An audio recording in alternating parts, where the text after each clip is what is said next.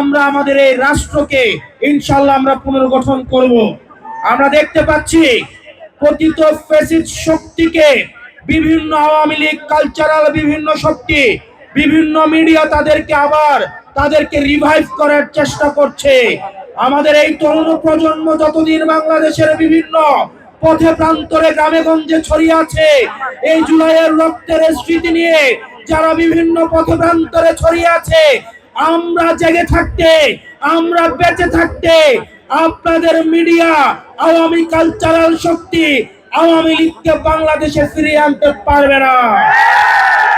আমাদের ফেসিবাদের বিপক্ষের শক্তিগুলোর মধ্যে মত পার্থক্য থাকবে, পলিসি নিয়ে ডিসকাশন থাকবে, কিন্তু আওয়ামী লীগের বিপক্ষে আমরা সবাই একসাথে লড়াই করে যাব।